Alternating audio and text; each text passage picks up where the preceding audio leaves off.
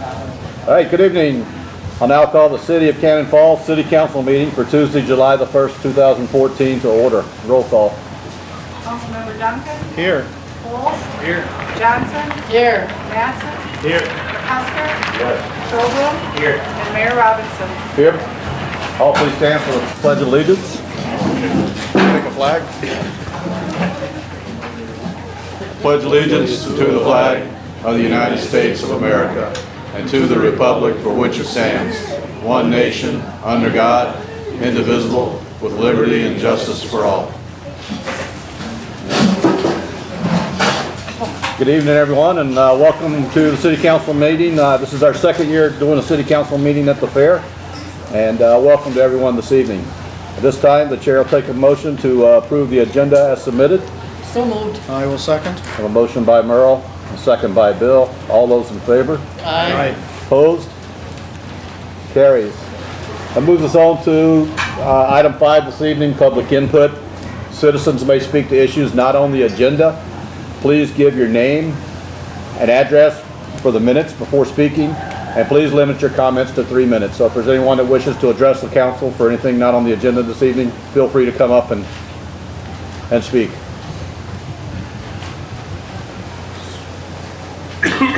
Seeing as there is no one, we will move on. All right, this moves us on to the consent agenda. Items on this area of the agenda may be adopted or they may be removed and placed on the business area of the agenda for discussion purposes before approving. For the folks at home, I will read the consent agenda. Item A is adjust and correct claims for the accounting period ending June the 27th, 2014.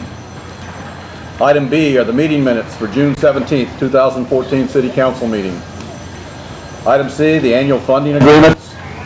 Item D, Resolution 2082, adopting primary and general election judges for 2014. Item E, Resolution 2083, adopting the public improvement and special assessment agreement for 3rd and Cannon Streets. Item F, approve change order number 1 for the 318th Street project. Item G, disposal of the vehicle. Item H, Resolution 2084, ordering plans and specifications and ordering advertisement for bids for 2nd Street Southwest Improvement Project. Item I, Resolution 2085, calling hearing on improvement. Item J, disposal of laptop computer. Item K, second reading and adoption of Ordinance 338, amending Chapter 111 of the Cannon Falls City Code concerning alcohol licensing and regulation. And item L, mutual aid agreement with Red Wing Fire Department. Are there any items anyone wishes to bring down? Yeah, sorry, Robbie. Get your pencil ready. Yeah. C, E, H, K. And J is a good thing, so we don't need to bring that down, but. Okay, we'll leave that one up. C, E, H, and K. Okay, those items will be now become item 7A, 7B,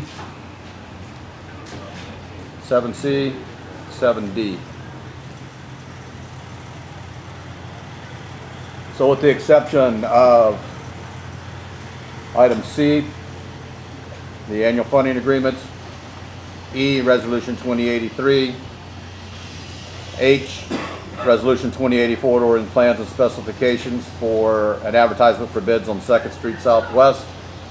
And item K, the second reading and adoption of Ordinance 338, the alcohol and licensing regulation. Are there any other items? If not, we'll take a motion to approve the consent agenda. So moved. I will second. I have a motion by Merle and a second by Bill. All those in favor? Aye. Opposed? Okay, that moves us on to council business under item 7. And that will be item C, annual funding agreements.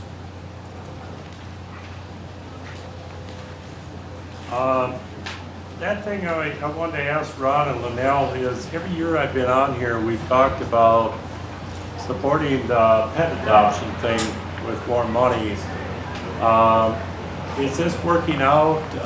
Is there no need for more money, or is how is all this going? Does the city automatically pay for it if this isn't enough, or Where are we at on that? This year's amount is actually double the amount that we've done in the past, so we increased it from $500 to $1,000.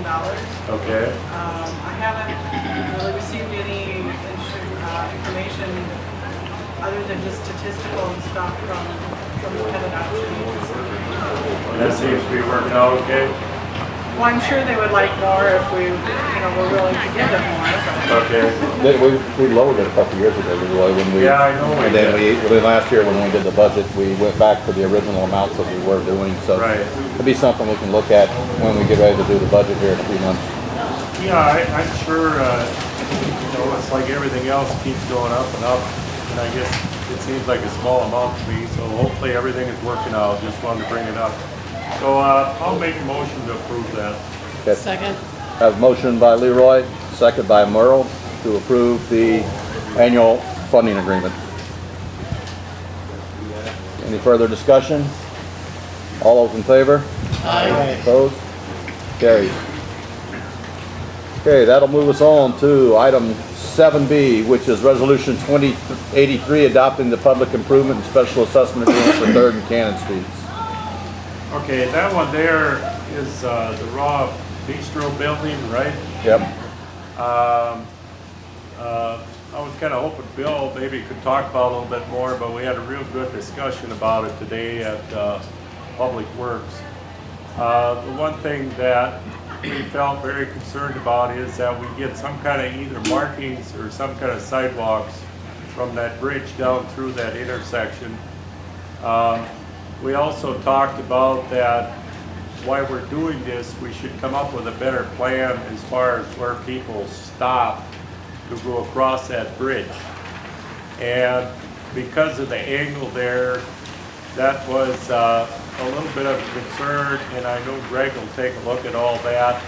But we also talked about that when I drove through there today, you actually could be back farther, and we should mark that.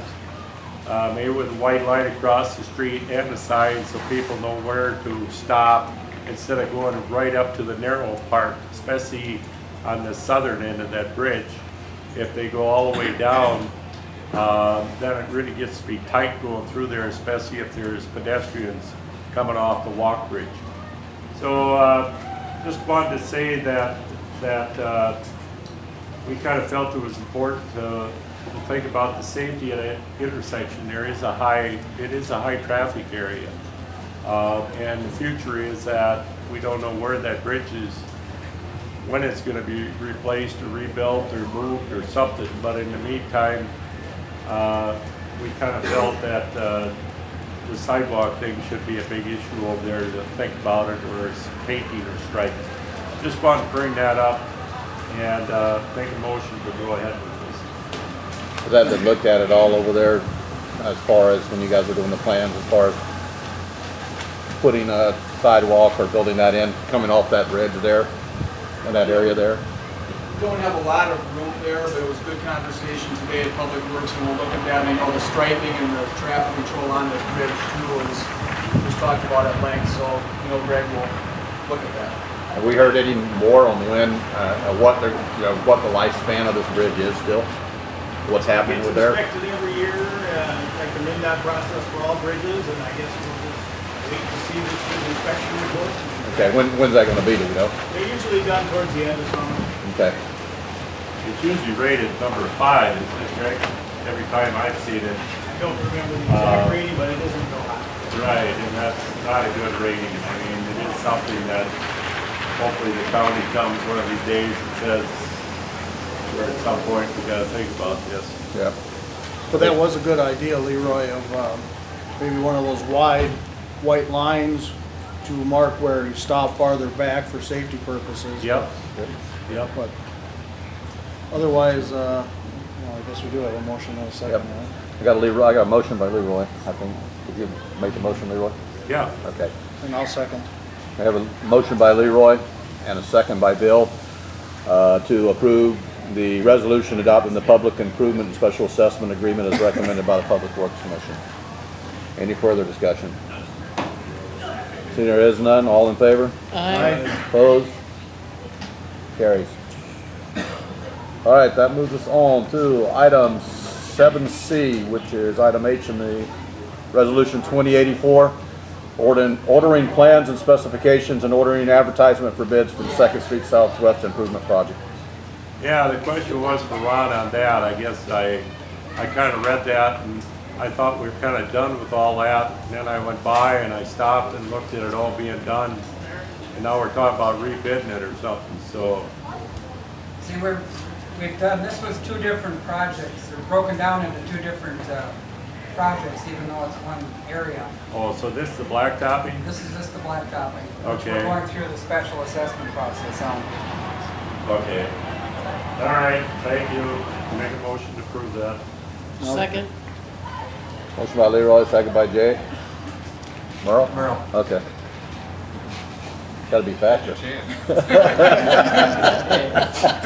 it first. I'm a ventriloquist. There he is. All right.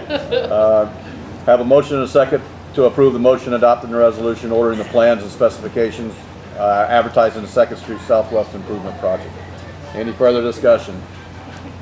If not, all is in favor? Aye. Opposed? Carries. Okay, that moves us on to item 7D, which was K on the consent agenda, which is a second reading and adoption of ordinance 338, amending chapter 111 of the Cannon Falls City Code concerning alcohol licensing and regulation.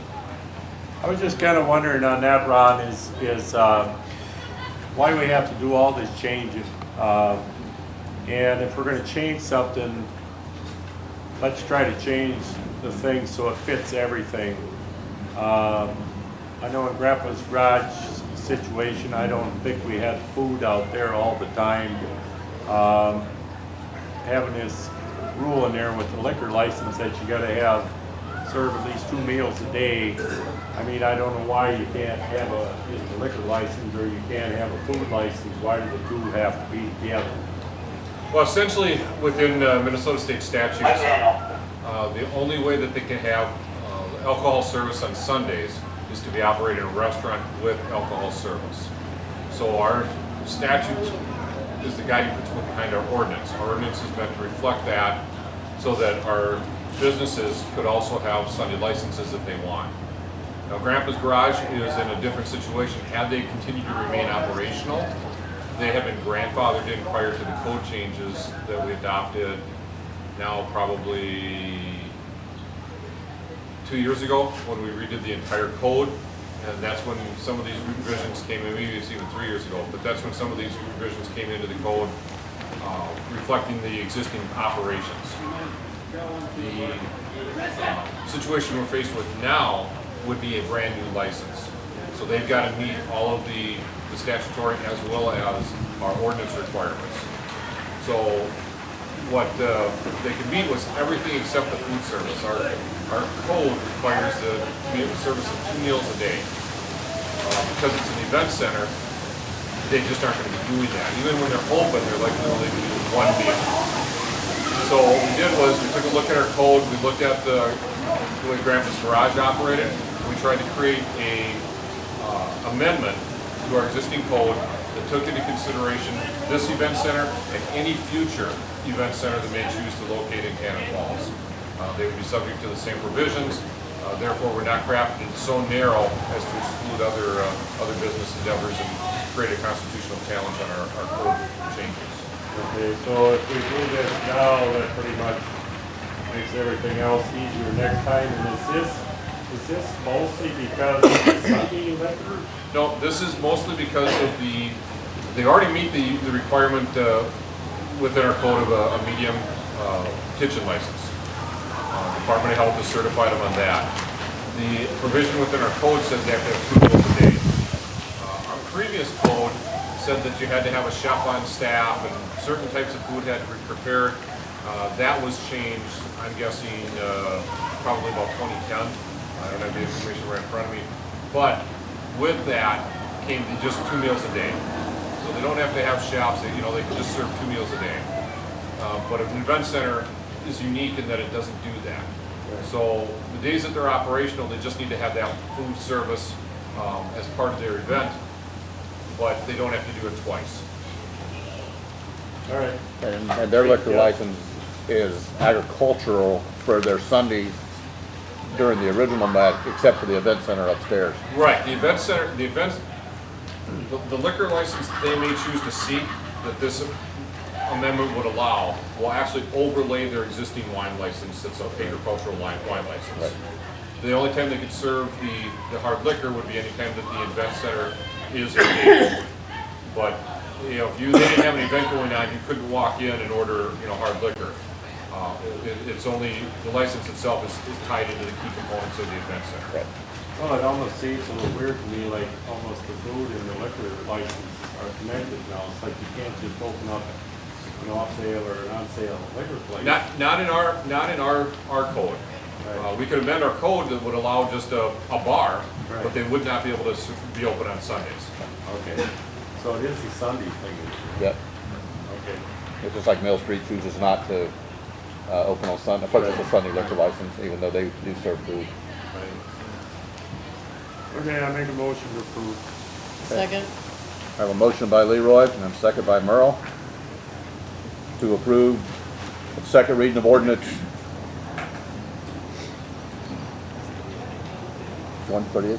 338, and changes to section 111 of the city code as attached. All in favor? Aye. Opposed? Carries. Okay, that moves us on to section 8 this evening, reports. And Brenda? Greg? Couple of updates, the Second Street water main should be, they're working on it as we speak, actually, to get a second connection. So most of the pipes will be in tomorrow. And we've got some testing and some flushing to do, so by the middle of next week, then folks will be back on city water. And then we'll work on the street under next month. And then 318th, the little sections of curb we put in, they'll be in about a week and a half to blade that and pave here before the end of the month. It'll be open before the hospital opens. I have nothing. Just a couple of things. Obviously, you can tell the fair is underway. Just a reminder that the 4th of July parade will be on Friday. The streets are going to start being barricaded along Minnesota about 8 a.m. And then we'll be working our way out the rest of the parade route. A little different this year in that aspect, but we're hoping everything will go smoothly.